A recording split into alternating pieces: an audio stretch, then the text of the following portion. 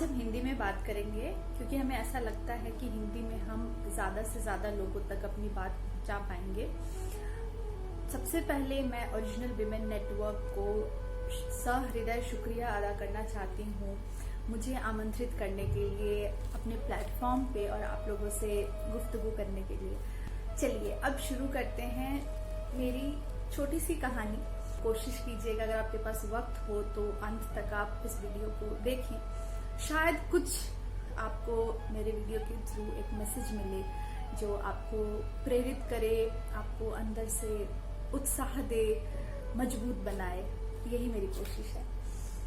मेरा जन्म बिहार के दरभंगा में हुआ। वहाँ मेरा नानी घर था सन 1982। फादर की जॉब नहीं थी, ही वॉज अनएम्प्लॉयड, लेकिन फिर उनको गवर्नमेंट सर्विस मिल गया। He was government high school teacher. So मैं 82 में मेरा जन्म हुआ, 84 में मेरे फादर की नौकरी लगी और उसके बाद हम उस वक्त बिहार था, बोकारो में रहने लगे क्योंकि पापा की पोस्टिंग बोकारो में थी। तो हमने स्कूलिंग बोकारो से की, मैंने और मेरे भाई ने। मेरी मदर काफ़ी एस्पिरेशनल थी, उनके काफ़ी ड्रीम्स थे।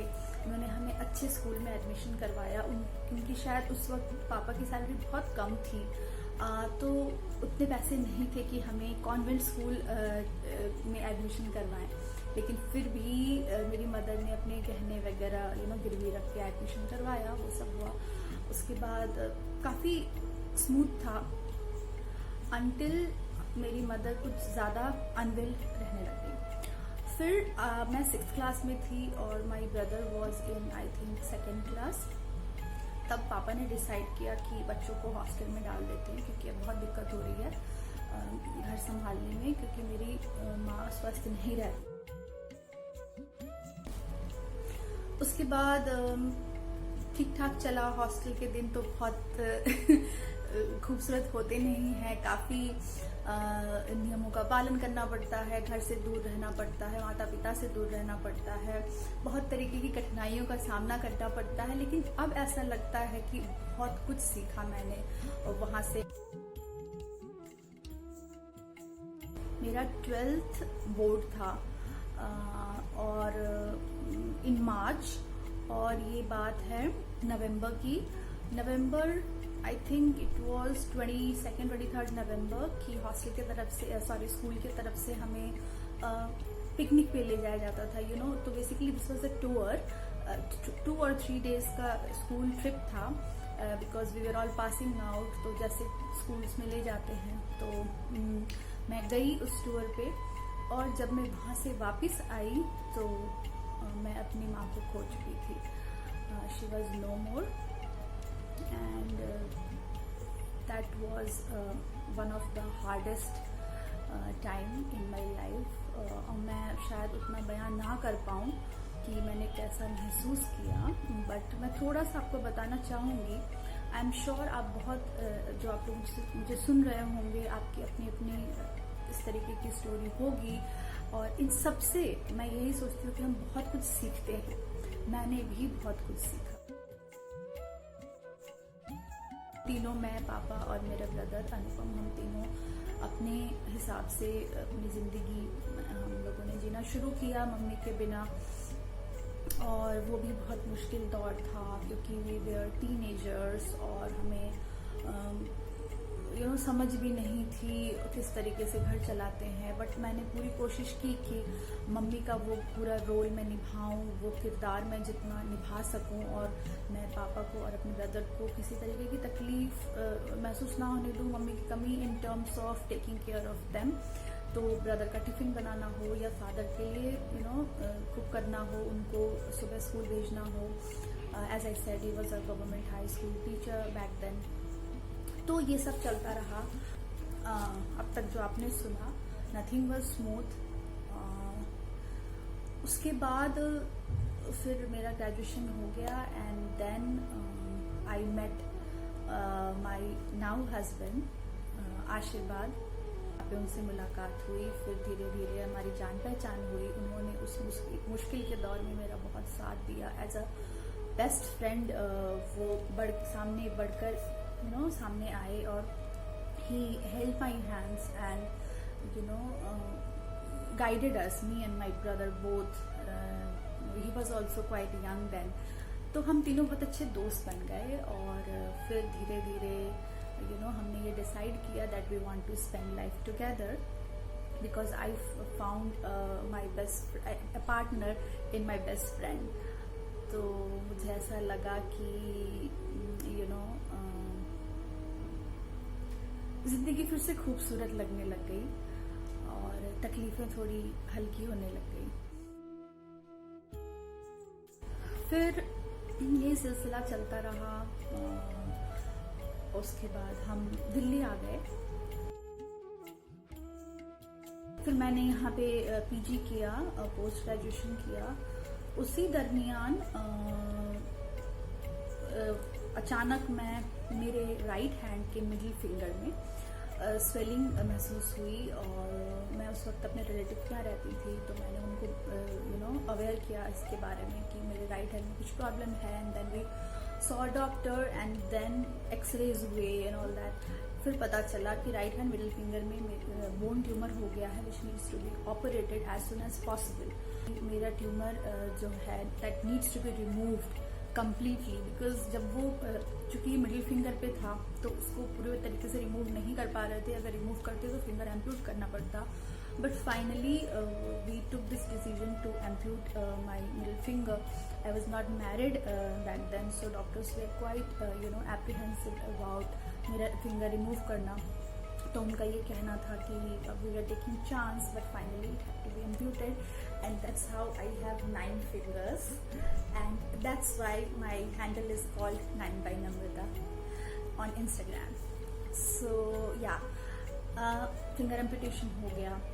I was good, I was doing well. I completed my PG diploma and all of that, and I think I joined my first job here in Delhi in an advertisement agency, and everything was going smooth and fine. And again in 2010, it was September 25th 2010 that I suddenly vomited blood late at night, and then I was rushed to the hospital and we came to know that my tumor has spread into my lungs, both the lungs actually. So thankfully mine was benign tumor, so we just kind of sailed through the whole thing, which is quite easy to say right now, but it was extremely difficult for 3 of us with no one else around. Hospital visits, staying in the hospital, going into the ICU, going into operation theatre. So अब सोचती हूँ तो ऐसा लगता है कि मैंने कैसे उतना सब कुछ, मैंने और मेरी फैमिली ने कैसे इतना कुछ झेला। लेकिन ऊपर वाला आपको स्ट्रेंथ देता है जब वो परेशानियां देता है। वो परीक्षा की घड़ियां होती हैं जिसको आपको झेलना पड़ता है।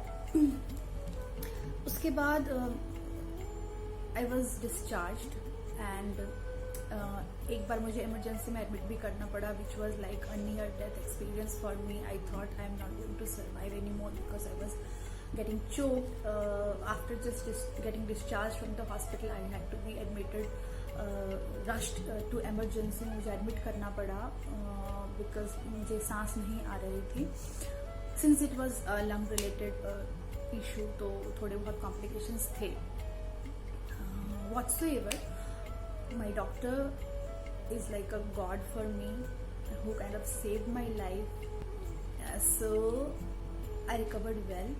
And I got married in 2011 November, so exactly after a year, and then it was a new beginning for me.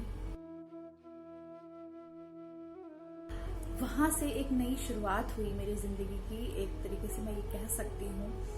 और मुझे ऐसा लगा कि जितनी परेशानियाँ थी शायद अब वो सब पीछे रह गई हैं और अब एक नई शुरुआत करते हैं। और और सच कहूँ तो उसके बाद जिंदगी इतनी खूबसूरत है कि मैं रोज गॉड को जब थैंक यू कहती हूँ तो मैं ये कहती हूँ कि और कुछ की जरूरत नहीं है। आपने जितना दिया बहुत दिया। परीक्षाएं सबको देनी पड़ती है, हमने भी दिया, और बस हम स्वस्थ रहें और ऐसे ही जिंदगी चलती रहे। शुरू के जो 10 साल थे, it was full of twists and turns and health reasons, hospital visits, losing parent, you know, and जो उसके बाद के जो 10 साल है, it's full of Joy, pride, happiness, laughter. छोटी मोटी चीजें तो लगी रहती हैं, वो सबके साथ है, जिंदगी इसी का नाम है। But overall I am very happy and content while I am talking to all of you. That matters, right? तो मेरा यही कहना है आप सबसे, जो मेरा एक मैसेज है वो यही है कि सबसे पहली चीज आप अपने स्वास्थ्य का बहुत ध्यान रखें। स्वास्थ्य सर्वोपरि है, उसके साथ कोई कॉम्प्रोमाइज नहीं होना चाहिए। दूसरी चीज जो मैं आप लोगों से कहना चाहूंगी और मैं बहुत ही दिल से उस चीज को फॉलो करती हूँ, वो ये है कि जो प्राप्त है वो पर्याप्त है। ये मेरी जिंदगी का मंत्र है। अगर आप मेरे इंस्टाग्राम पेज पे जाएं, विच इज 9/नम्रता, तो वहां पे मैं अपने घर को जो सजाने का एक जर्नी है ना, उसके स्नैपशॉट्स शेयर करती हूँ।